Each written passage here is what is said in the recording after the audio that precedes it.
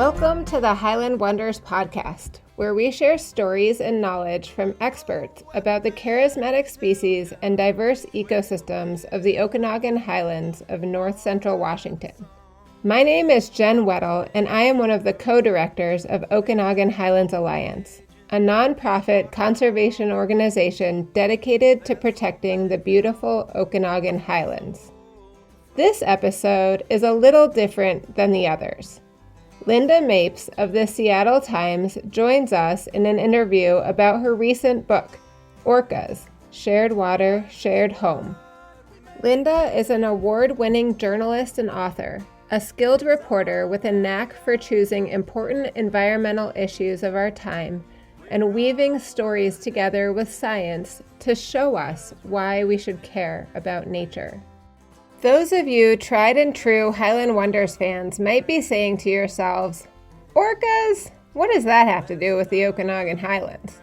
I thought we were here to learn about the natural history of the Okanogan. Well, today we are going to take a little trip all around the area, from the Snake River to the Olympic Peninsula to the Salish Sea and back to the Okanogan. What connects all these places? Rivers do, and salmon, and the orcas that rely on watersheds from Washington, south to California, and all the way east to Idaho. We are all connected by the water and wildlife that travel through these lands. And this is why our choices matter. We can choose to be part of the solution, as individuals and as communities, and our choices have real impacts far beyond our local watershed. We're all what it is, 'cause we're living with blessed unrest. Okay. Got it. Thanks so much for doing this. Oh, you're welcome. It's a pleasure. I appreciate it. I have your book. Oh, awesome. Oh, I love all the sticky notes. That always is a nice sign. Like, oh, good. She's reading it. A couple of Saturdays ago, I opened your book and I couldn't put it down. Oh, that's so nice to hear. Really, it means a lot to me. It turns out that Lynda has a real connection with Tonasket. In addition to covering environmental news in eastern Washington, like writing a feature about the Buckhorn gold mine in 2006, Lynda loves to visit the Tonasket area. I love the open space. I love the sense of the river. I love the weather, actually. I love the affordability. There's a lot to love. I love the food a lot. Yeah, I mean, I love the Mexican food and the fruit and yeah. The local produce is really exciting. The meat is amazing. Oh my God. Yeah, it's one of my favorite places. All right, let's do it. I wasn't kidding when I said before that once I picked up this book, I couldn't put it down. The book's main characters are the southern resident orcas, a population of orcas that inhabit the Salish Sea, an area that includes the Puget Sound, the Strait of Juan de Fuca, and the Strait of Georgia. The southern residents live in 3 unique pods, J-pod, K-pod, and L-pod. These are family groups that are led by the eldest females. Only 73 whales make up the total population of the southern residents right now, and they're protected under the Endangered Species Act. This number is at an all-time low, which is scary and concerning as the southern residents are an icon of the Pacific Northwest for all people, but especially for the Lummi tribe that shares a long history with the orcas of the Salish Sea. Throughout this book, stories of individual animals, of families, and of a species are woven together into a larger story of the interconnectedness of our world, the impacts that humans make on our planet, and real solid things that we can do to save orcas, salmon, and the countless species that inhabit the ecosystems of our region. The book starts with 2 stories. One you surely saw in the news of 2018, of Tahlequah, the mother orca who carried her dead calf for 17 days, the picture of grief. The other, the story of Lolita, the last survivor of the era of hunting and capturing killer whales for zoos and water parks, and who has lived at Miami's Seaquarium for more than 50 years, in deplorable conditions, and who the Lummi Nation is still fighting to return to her native waters in the Salish Sea. Oh, Lolita, the captive whale. Oh, God. She was captured when she was about 3 in Penn Cove, separated from her family. We've got a picture of her in the book. You know, her parents are trying to hide her between them. Wow. And that picture of her in the net, she's looking out in the net, you know, and talking to some of the people who were involved in that hunt and what it was like to try to keep her calm while they put her on a flatbed truck and took her down to Seattle to be shipped. I mean, it's just like, oh, really, really hard. And I think actually one of the most interesting interviews about her situation was with this TV reporter who went down there. I couldn't believe I was able to find him, and he's still out there working, because this is like 20 years later, because they won't let anybody like me go down there these days. I tried, believe me.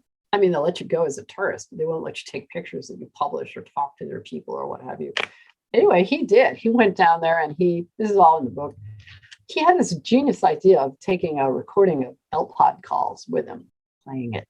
And in the book, I talk about how he plays the calls, and she comes racing across the tank and just, you know, puts her ear up to the speaker and wants to hear it and hear it and hear it and hear it. And I was like, oh no, you know, brother. Yeah, no kidding. What do you say? I mean, wow. We don't know if she's an L-pod whale. They've never allowed a DNA test, but she does make L-pod calls, that we know. We certainly know she's a southern resident. There's no question about that. It's possible that the oldest of all the southern residents, Ocean Sun is her kind of nickname. Mm-hmm. It could be her mom. She's still out there. L25. She's my totem animal.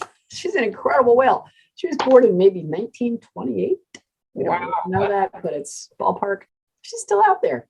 That's amazing. You know, it's incredible. So she was born before any of the Columbia or Lower Snake River dams were built, back when the Washington population was like 1.5 million. I mean, she's survived during this era of tremendous environmental change, and she's still out there. Incredible. And I often think to myself, you know, if the Orcas spoke in a language we could understand, maybe it's very similar what they would say, right? To what we say to one another. Oh, I used to come here with my grandmother and there were so many fish. What happened? These are sentient animals. I mean, they're among the smartest in the animal kingdom. They've got parts of their brain we don't even know what they're for. I think we could be pretty sure they know what's happening to them. You know, I don't think they're just like stumbling around out there. I think they have an enormous amount of awareness. Yeah, and they have an intergenerational culture. So they're doing what their mothers taught them and their grandmothers taught them in terms of where to go look for fish. And it's actually the old lady whales that lead them to fish when times are tough, and the matriarchs, because they have this vast ecological knowledge. But I mean, what biologists are worried about is what they call serial system failures, where they go from the Sacramento River to the Columbia River to the Salish Sea to the Fraser, where in place after place, Chinook runs are not doing well. So what are they supposed to do? You know, and they've already changed their foraging patterns enormously. You know, they used to be very reliably in the Salish Sea in the summer, especially in the San Juan Islands, and anymore, that's not true. These have become primarily coastal animals. They're at the far west end of the Strait of Juan de Fuca. They're out in the ocean, looking for Chinook that are out there just staging, you know, before they come back to their home rivers. And the Fraser River is one of the biggest challenges. You know, it's a really important river for them in the summer. And they're just, that river is, a lot of the Chinook runs there are just really, really depressed. And there are not even any dams on that river, you know? So it's about temperature, it's about sediment, it's about logging. Everybody wants it to be one thing. It's not one thing, which makes it all this much harder. It's a much bigger geography, and it's a much more complex problem, but it's still just about physical systems. And in that way, I think it's a little easier than some of these other things that we need to do, like, you know, world peace and stuff. At least this is about water temperature and, you know, flow and things we know we're a little better at. But let's go back for just a moment to Lolita's story. She's still there. It's been 50 years. I just wrote this, more than 50. I just wrote this total horror show of a story for the paper about the latest inspection report there. And they've, I guess, fixed a bunch of things at the Miami Seaquarium since that inspection. But I mean, literally, they were cutting back her food and feeding her rotting fish. I know. Yeah. I mean, there have been so many people who've been trying to free that whale for so long. And Noah would have to approve it and all this stuff. And she's now quite old, you know. So it depends on who you talk to about what they think ought to happen. The Lummi Nation, they want to free her. And they're like, you know, even if she dies, at least she died in her home waters, not in a tank by herself. Other people feel like, well, you know, at this point, it's too late and she's too frail and that's showbiz. So, I mean, how else are you supposed to feel? It's a dreadful situation. She's the last one of the southern residents. You know, she's the only one left. Orcas, Shared Water, Shared Home is a magical book, and the magic comes from the way the stories of the orcas are tied together with modern science, traditional ecological knowledge, and personal encounters with the people who are working to save the southern resident orcas from extinction, making this book one that is guaranteed to both teach you something and pull at your heartstrings. So how did they do it? Yeah. Well, I mean, I would say I had a lot of help. Honestly, I work with this fantastic creative community at the Seattle Times. So this was a big team of people. It wasn't just Lynda. This was me and my editor, Ben Woodard, and graphic designer, Emily Eng, and photographer, Steve Ringman, and videographer, Ramon Donpour, and photo editor, Frank Mita, and photo editor, Fred Nelson. Anyway, there was a big team of people that we called the pod. And we worked on this thing for 18 months, and we did it very much as a team. We would have these big meetings and hash out our story skeleton and how we were going to attack the reporting and make a field plan and go do it, and then bring back the goods. And then I would, you know, deal with the writing, and we would also marshal the video and photo assets, and then we'd come together. And in other words, this was a team effort. And that's why it's so good, because, you know, I can think up what I can think up, but I'll never see everything that a whole team of people will see. And they see story differently, you know. I mean, that's the fun of working at a newspaper, is you get these genius brains of graphic designers and photographers and videographers and photo editors and designers. I mean, it's magic. It really is. It's so exciting. I mean, I know where to get the science, and I know how to chase the facts, and I know how to source it and get it done narratively. But the magic happens when you bring together all those different elements. And especially these days when we publish online as well as in print, we were able to bring a really immersive experience to the online report in Hostile Waters, which was our 5-part special sections on the orcas that led to the book. And so, you know, it was really a joy. It was this creative collective of people just deciding to really immerse ourselves in one simple question. Why are these animals threatened with extinction when they've been here for 10,000 years and they're the top predator everywhere they live in the world? This is a species that's been around for 6 million years. This isn't some like crybaby species. So, like, what was the problem? And so sometimes the best questions in journalism are really simple. What's the problem? Does it work? Why doesn't it work? Whatever. Those have always been some of my best questions, like 5 words, scalpel. Trying to answer your question, how do we do it? We did it together, honestly. It was very much the Southern resident way. We shared our food and we hunted together. One of the things that I really appreciate about it is the connection between the science and the people. There's something in there that everybody's going to connect with. Agreed. And this is where I'd like to make 2 points. Number one, gratitude to all the scientists who took time from their work to help us with ours, bringing us out on their boats while they were with the killer whales, spending time in their labs, taking us out on the research vessel on the outer coast, learn more about the salmon and everything that's suppressing their abundance. We had a lot of very special opportunities with the very top people in the region working on salmon and orca. And, you know, their generosity in giving us field time, research time, that was exceptional. And it did everything in terms of bringing this story to life in 2 ways. Number one, we were able to get photographs of the orcas in the field, and also salmon out on the open sea and all these other fantastic creatures that are part of the whole story of the orca, from herring to kelp beds to near shore environments. I mean, you name it. We just made a decision we were going to go everywhere the orcas go and delve into everything that affects their ability to survive. And the scientists were great about that, whether it was taking us out for spawning surveys on the Sacramento River in California, or going out on the Shimada, the NOAA's premier research vessel out on the open sea, or going out on, tiny little boat in the San Juan Islands to go find telequa as she was traveling with her cat, just a little open skiff. We were out there all day long with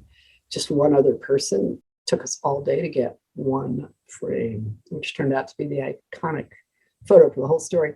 You don't get that kind of reporting from a phoner or just reading a scientific paper. You get it by spending time with the people who did the work and learning their process. What are their questions? What were the fish that got away? The stuff they still haven't figured out. Science is an unending, advancing frontier of uncertainty. You're doing the right work when you're in a place you've never been before. It's kind of like reporting. So scientists and reporters have a lot in common in how we do our work. It's a tight-knit community. It's a competitive community, but also a supportive one. And so it was a lot of fun to kind of, infiltrate their world in the service of telling this story. And people were very generous with us. And that's why it works, because they helped it happen. Yeah, that's great. I'm glad that that's being recognized as an important thing to do. Oh, yeah. It is more and more. I wish scientists were rewarded for it. They're not. If they were rewarded, like given bonuses or an extra hunk on their grant or something. I know that so-called broader public impacts is one of the things that scientists include in their grant proposals as a way to be competitive for federal funding and other sources. So it's not like it doesn't count, but it hasn't been lifted up quite enough, in my view. I mean, let's face it, anything that takes time from the main game is a struggle for people, whether it's raising your kids or dealing with your workday or whatever. So if you can always keep moving public information to the center of the plate of what needs to get done, I think we'll all do better. Because after all, most of this research is publicly funded. I mean, it is. So we paid for it. We ought to be able to hear about it. Yeah. Yeah. So one of my other questions is, we know that you've done quite a bit of reporting here in Eastern Washington. I was wondering if you could help us to connect our area with salmon and orca. Right. I mean, one of the things I love about the orca story is it does directly connect us because we are connected. I mean, that is the bioregional fact of salmon recovery and orca recovery. They are related. So whether you're sitting on the upper Columbia there in Tonasket, where these fish, believe it or not, have to cross 9 dams to get back to their home waters, or you're in the Snake River country, where they've got to go like 1,000 miles to get into some trickle in Idaho, it is heroic. No word can actually capture what these animals do. But the journey of these salmon, let yourself be swept away. I mean, we get a little used to it here in the Pacific Northwest because we all hear about it from the time we're kids. But I mean, really, it is spectacular that this little bitty thing travels all the way out to the Pacific Ocean, survives 4 years out there, good luck, and then somehow sniffs out some trickle all the way in Idaho or Tonasket to get back to. I mean, I bow down. It's amazing. So we are connected because whether you're in Puget Sound or you're interior Idaho or you're in the upper Columbia, these animals are all trying to do the same thing, which is, cold, clean water downhill to the Pacific, period, full stop, and then reverse the journey. And when they're out there in the marine world, that's when these orcas can nail them. But if there aren't enough salmon either making it out there or surviving long enough and getting big and fat in the marine environment to start the journey home, the orcas will not make it. So people can complicate this, but in a way, it's really very simple. You've got to have the freshwater environment intact and productive for these salmon to make it out to the marine environment where the orcas can eat them. So if you want this, you got to have that.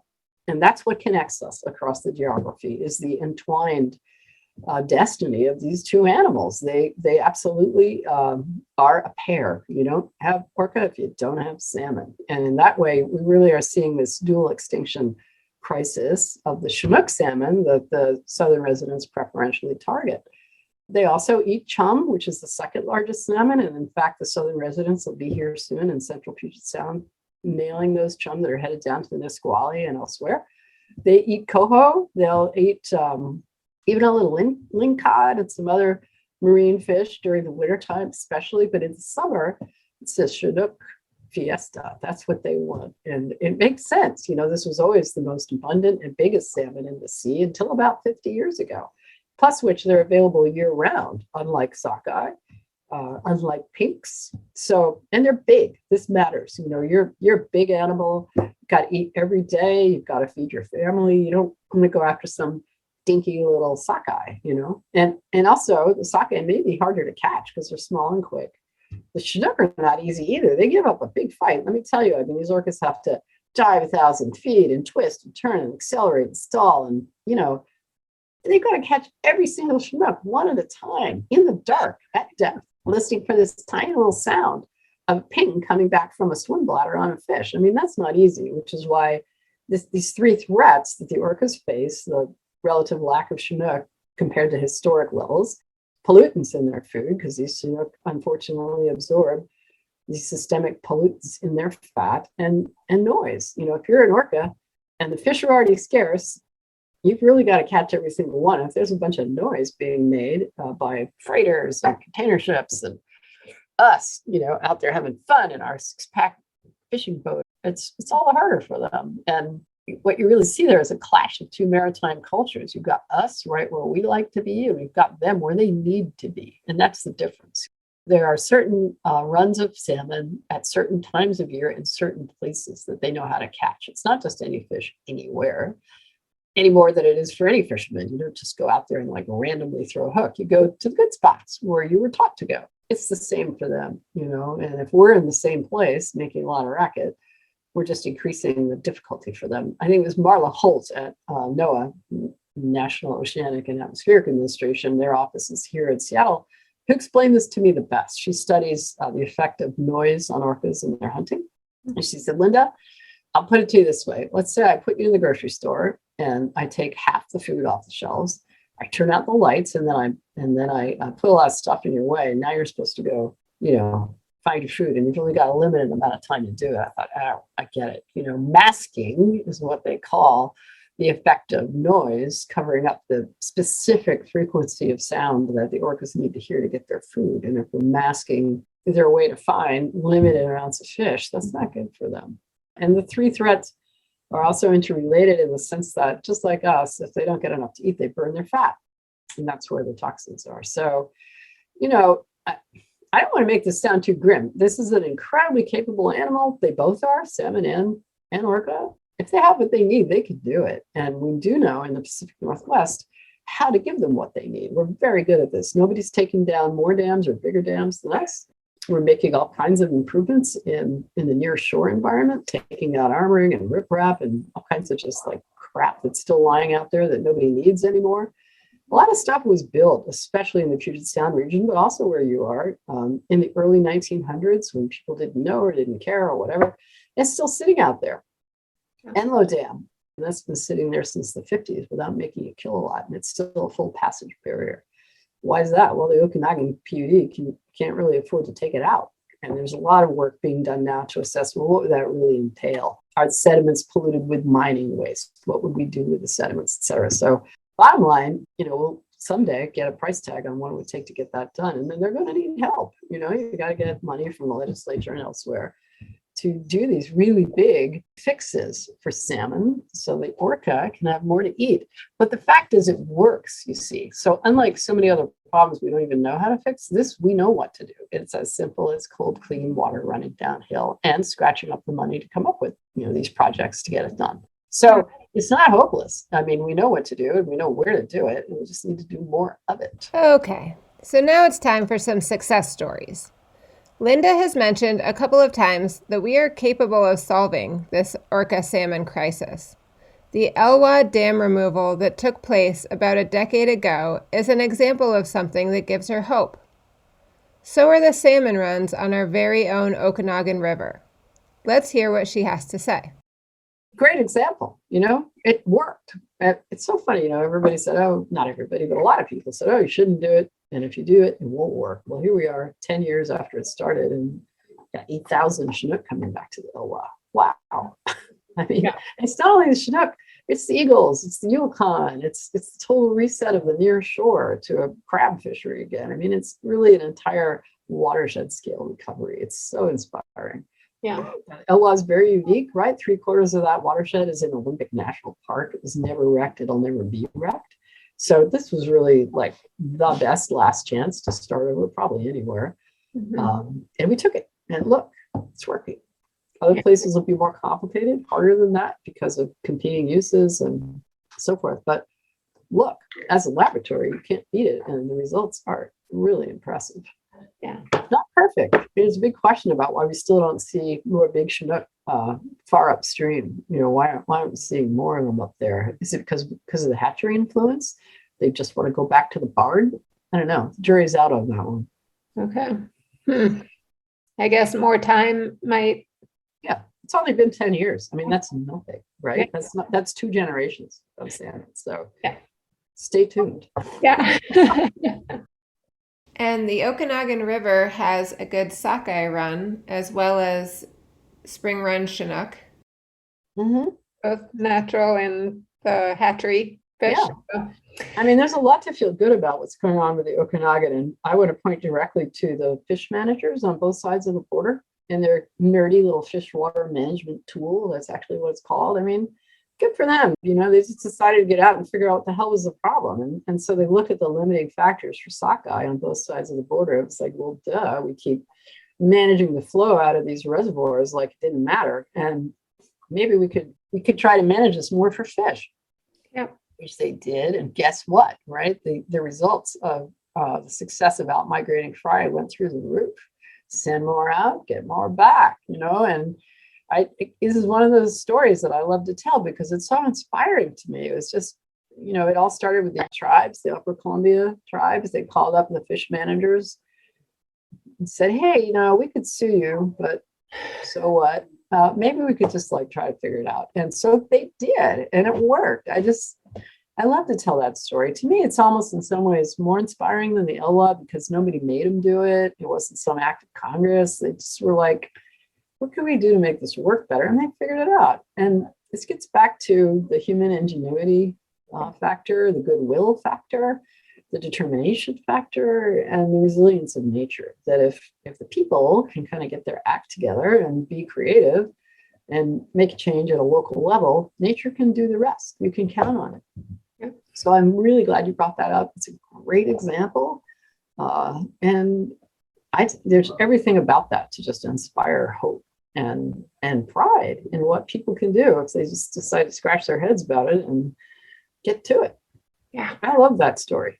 Yeah. Fish water management tool. Yay. Put it on a flag. Nobody blew up a dam. Nobody did anything dramatic. They just went out and did a boot survey and figured out, well, what are the limiting factors? What's the problem? It's we're stranding the fish. Duh, maybe we won't. Maybe it'll work better. And it did.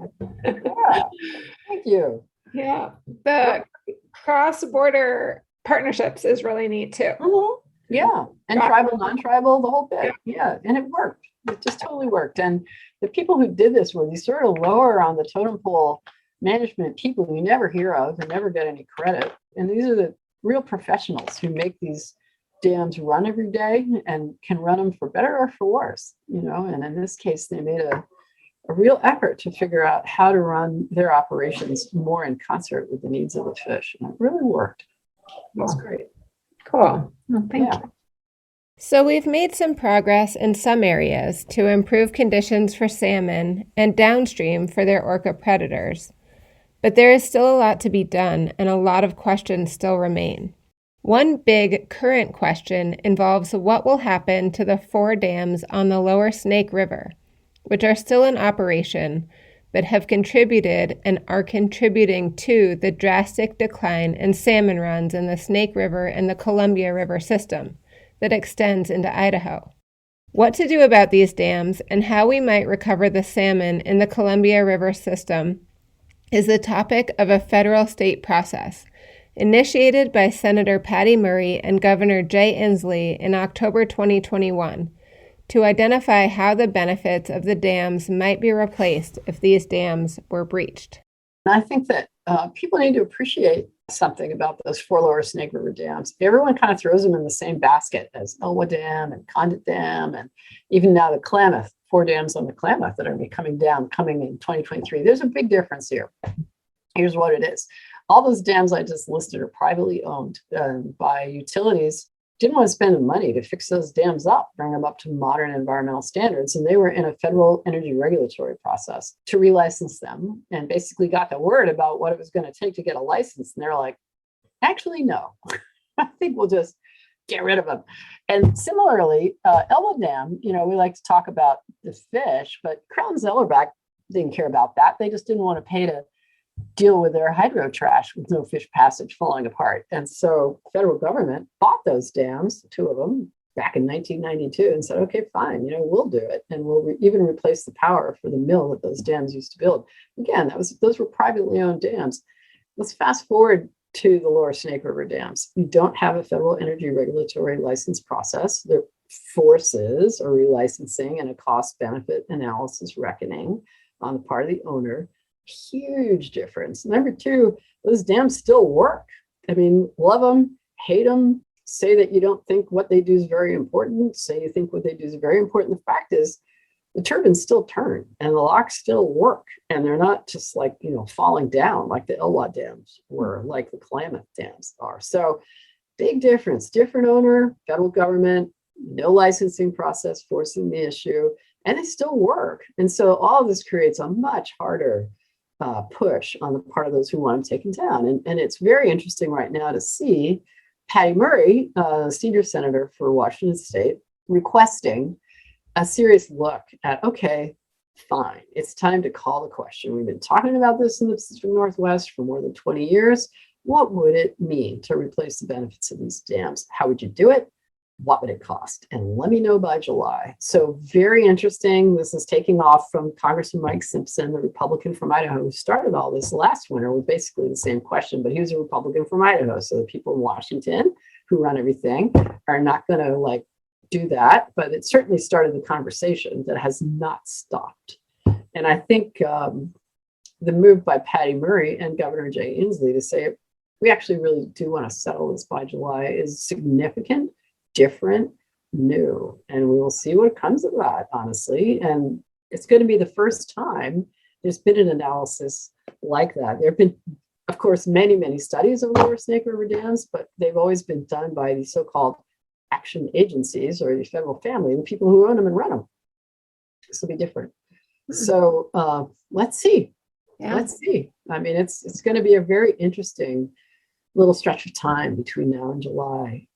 The fish that go back to the Idaho Basin, the Snake River Basin, those Chinook, they used to be 40%, 40% of all the Chinook coming out of the Columbia Snake System. So a magnificent, spectacular gift to the bioregion of abundance. Those fish runs today are down to 50 fish in some of those little creeks and drainages. So make no mistake, I mean, we're definitely in a desperate place for the fish, despite everything that's been thrown at this. These are dams with the most sophisticated fish passage equipment, probably in the world, but it's still not enough when you put it together with all the other impacts, including climate. So that's the fish picture. And meanwhile, it has to be said that there are 2 issues here that are just critical. Number one, the Idaho salmon, they're just tanking, right? I mean, it really is very gruesome. And then honestly, this is a human rights issue. I mean, you look at the treaties signed by the Nez Perce people in 1855 and other tribes up and down the Columbia Snake System.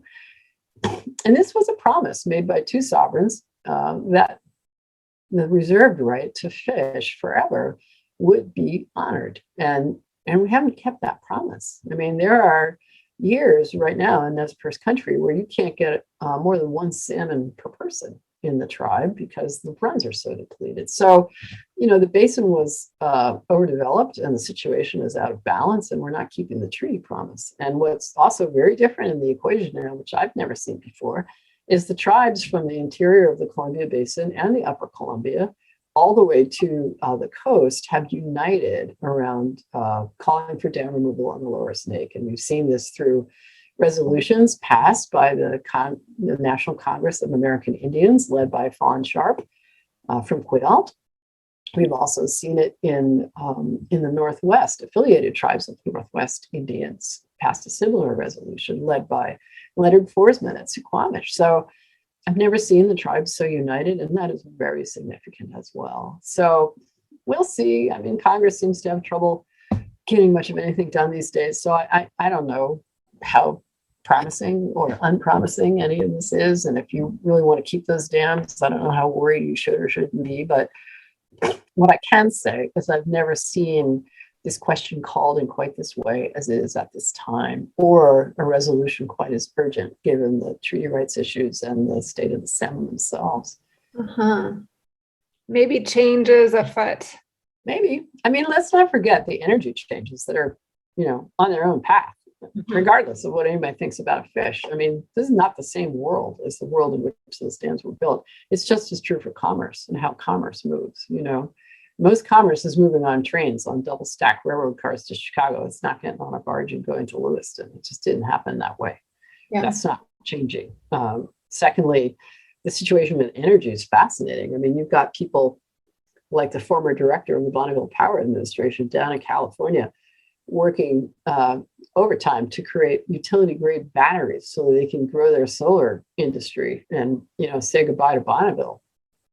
That's going to change the picture, and that's going to happen in 5 to 10 years, regardless of what we do. So, there's a lot of moving parts here that only some of which the Northwest can control. And I think that's why someone like Congressman Simpson put it out there in the first place, namely, do we want a judge to decide this? Do we want everyone else to decide this? Maybe we could come together as a region and figure out what the benefits of these dams are and how to get ahead of the changes energy-wise. Try to really create the best future for the Northwest around all these crucial issues of energy and fish and water quality. And so it's an important time, no question. And a lot of it doesn't have anything to do with us at all. It's just these things are changing, like it or not, accelerating too. Climate is, of course, raising the stakes for everything. Okay, so lots of things are outside of our control. But as individuals and communities, what can we do to help improve the quality and quantity of water, to help salmon, orcas, and all the other wildlife that share our place? Absolutely. I mean, I think it's really important to do two things. One is do be politically involved. If you care about these issues, orcas and salmon, you should be in touch with Patty Murray and Jay Inslee and Maria Cantwell and your state legislators. I know that sounds very sort of dorky and goofy, and they don't care, and how could it possibly matter? You'd be surprised. I mean, they're just like us. If they get an actual letter with a stamp on it that somebody sat at the kitchen table and wrote, it's like, wow. I'm not talking about a robo campaign or an online petition. I don't know. I don't think that moves much, but I do think if an actual voter sits down at the table and writes a letter and puts a stamp on it and says, I really care about this, please find a way to steer some money towards taking out the Enloe Dam, or I really think it's time for the Lower Snake River dams to come out, or I really think that, whatever you think. I just think, number one, vote. Number two, make your thoughts and wishes known to your elected officials. I also think that individual action is important because it will take governmental level policy to actually change any of these things, just as it has for everything else, whether it was the Clean Water Act or the Marine Mammal Protection Act or creating the EPA or all these other things that we did as a society. I mean, that's where you actually make big change. That really makes a difference. And similarly with climate, right? We're now in the governmental space in terms of moving the needle on that. But it doesn't mean that individual action isn't important. What you drive, what you eat, how you travel, whether you have a relationship with the outdoors and you're teaching it to your family and your kids, and whether you do volunteer work for the environment, these things all matter, both to you personally, so that you can feel that you yourself are doing what you can, and furthermore, as an example to people around you. So, everyone sees these lists of 10 things you can do for the planet. Well, they're actually true. It's kind of like the doctor who tells you, well, you should exercise and eat less and not smoke and drink less. And it's like, how irritating. They're right. All the stuff they say about what we should do for the planet, they're right too. So if all else fails, listen to the experts. Yeah. They're actually really good at this. So, I do think individual effort matters. I do. Yeah, I do. I don't think people should be driving around in Hummers and eating meat 3 times a day and, basically being completely disconnected from the planet and burning it down for the next generation to fix. No, I don't think that's a good idea. Does anyone? I don't know. If you're interested in the persistence of lives other than our own, and even our own, ultimately, in the long game. I mean, we've been around as a species for only like 150,000 years. That's a blink. If you look at the Earth as a clock, we show up at like a minute to midnight, right? I mean, this planet's been around a really long time. And don't think that it'll perfectly go on without us if we can't manage to figure this out, right? Somebody 600 million years from now will dig and they'll find our layer and they say, wow, what were they? They really like plastic. The world will reset to rock and ice and go on. It will. But wouldn't it be nice if, given that we're so beautifully suited to this place and we love it so, we could figure out a way to make it last? That'd be good, I think. Also to not do damage to the other species that are also beautifully suited to this place. Yeah, right. I mean, it's not only ours, right? They were here first. True fact. If that moves you at all, it's worth being motivated by it and be open to that. Yeah.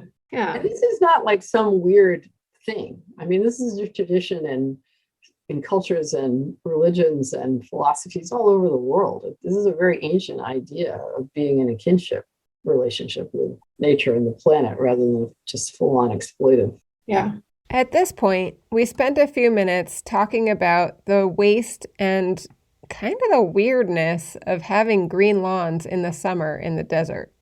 Well, I mean, people need to be willing to at least like give up the lawn and the zinnias, right? I mean, I support farmers 1,000%. I think having people working the land and on the land, whether it's for farming or for fishing or for logging, I think that's super critical, but it needs to be done in a sustainable, sensible way. Yeah. And if we can't even make changes on like the aesthetic margin, that's not very promising. I mean, green grass over here in the summer is a rarity, honestly, and it's a little bit frowned on because it is a waste of water. It is. I mean, and anyway, who wants to do the work? I don't know. I mean, it would happen if people talked about it and tried it and made it a community goal. I mean, that's how change happens. Drunk driving used to be fun and fashionable until mad mothers came along and shut it down, right? So change happens because people make it happen by holding it up as something that matters. And, I think community consensus is achieved by community conversation. I mean, honestly, if we can't even do these little aesthetic things on the margin, we'll never get to the big stuff.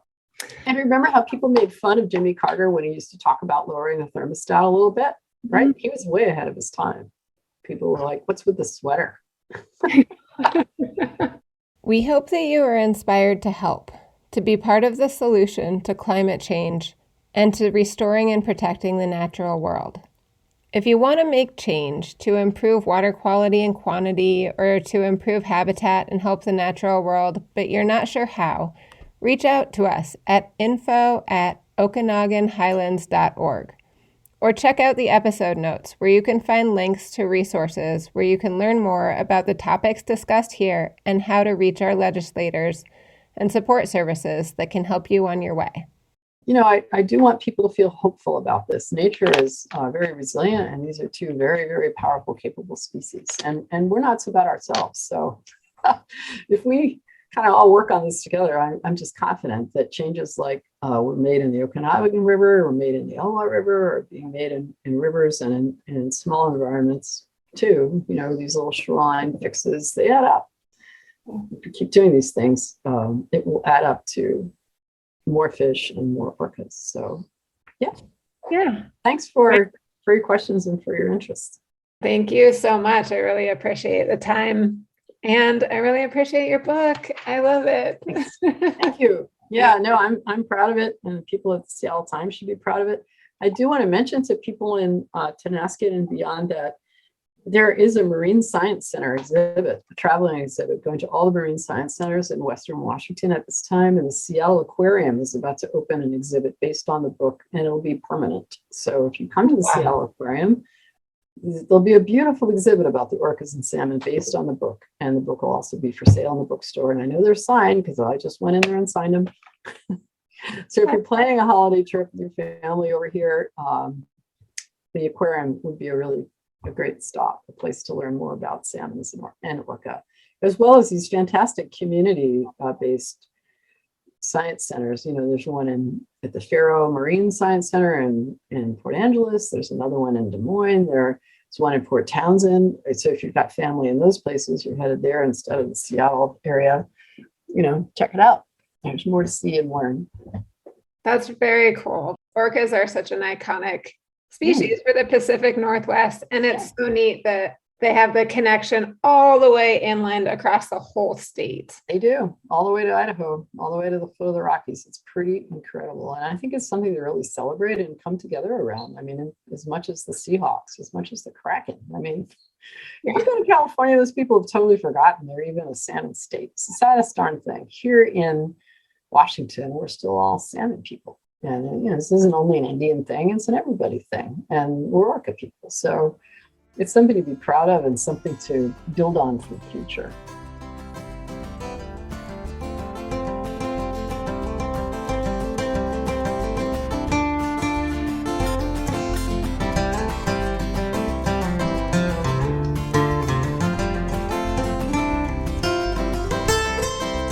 This podcast is produced by Okanogan Highlands Alliance. OHA is located in Tonasket, a town in the heart of the Okanogan Valley of north central Washington. We are inspired by the beauty and diversity of the landscape that surrounds us, from the aspen and conifer forests to the highland lakes to the tumbling creeks that descend to the wide, glacier-carved Okanogan River Valley.